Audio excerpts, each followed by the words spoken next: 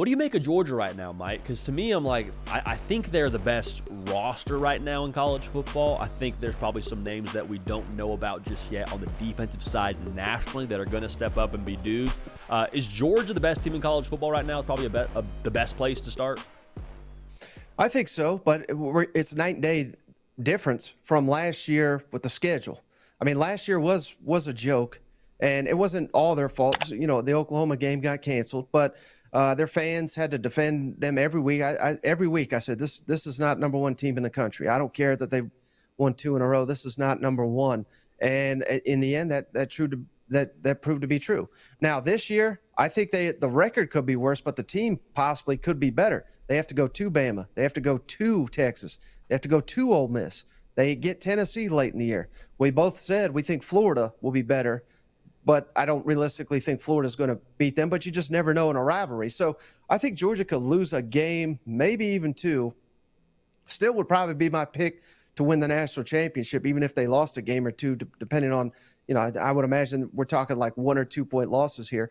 But look at last year. I mean, there was one game where Ladd McConkey and Brock Bowers were banged up, and they lost it. And obviously those guys are in the NFL now. And they really had taken a step back on defending the run game. And that killed them against Alabama when they finally had to face a team. Even Tennessee opened the gate with a 75-yard rushing touchdown. They completely shut them down the rest of the game. But it just goes to show that they were not quite elite of elite like they had been the 2 years that they won the national championship. They had a bevy of defensive linemen that went on to the NFL. I'm not saying they're devoid of talent, but that was a little bit of an issue. And so I'll be fascinated to see that. How do they defend the run? Do they return to one of the elite in the country? And how do they look without Brock Bowers and Ladd McConkey, who in the world was going to guard those guys? And particularly when they put them both on the same side of the field, that was just like a cheat code.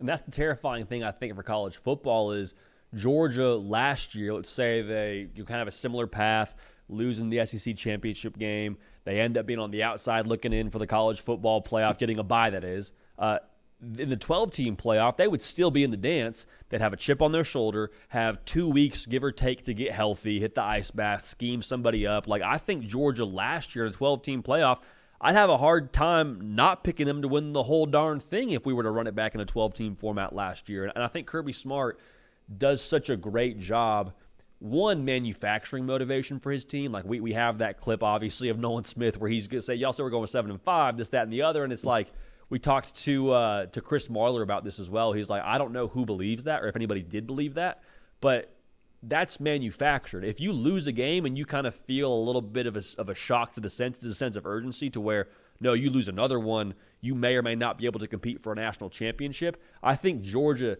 treats losses like an ice bath.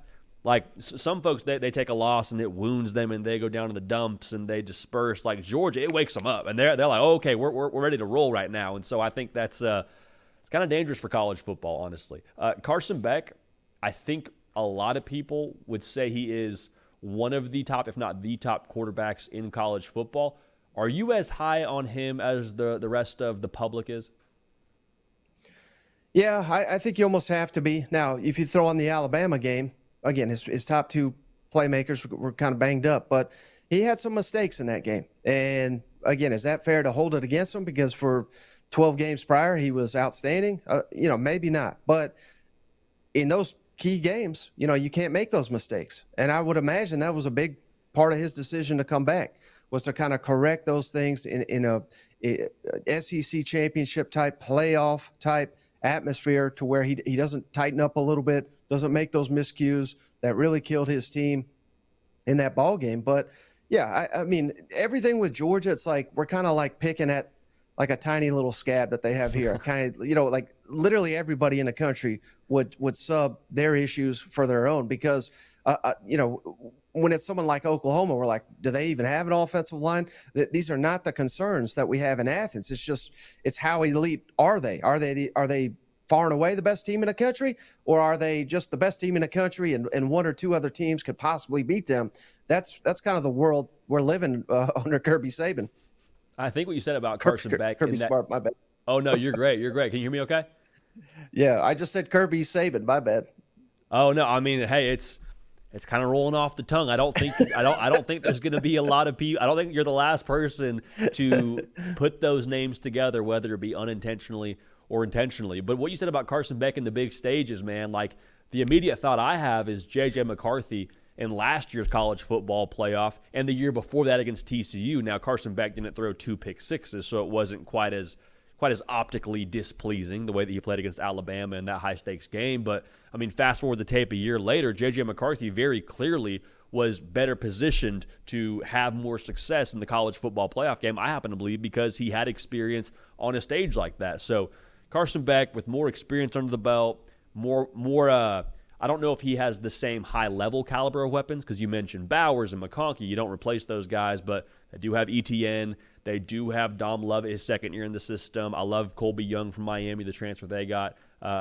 Today, if I had to pick today, Mike, I'd probably pick Georgia to win the whole darn thing. Now, thankfully, we're not picking today, but that would be the way that I'll lean right now. Yeah, no doubt. I mean, I think that's the way you have to do it. And it's Georgia's to lose, essentially, kind of like it was last year. But you know, I would always say that I would prefer to have a quarterback, and not that Carson Beck is like totally immobile, but I would prefer to have a quarterback that can run, just and particularly be a game-breaking athlete like a Jaden Daniels. And I know someone that you love, Jalen Milroe.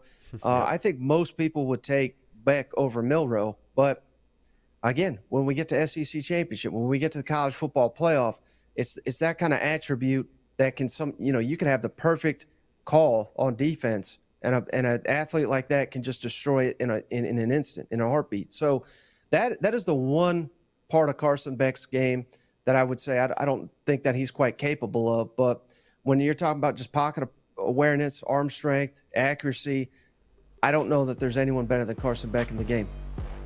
No, I mean, we're in lockstep there. We're in lockstep, and I think the hope, I guess, if you're a Georgia fan, is, hey, we hold it down those front five enough to where we don't need my man 15 scrambling too much and doing his best Jalen Milroe impersonation. Hey, y'all, thanks so much for watching. Subscribe to the channel here to make sure you don't miss an episode of The Hard Count. Also, be sure to check out other videos on the On3 YouTube channel.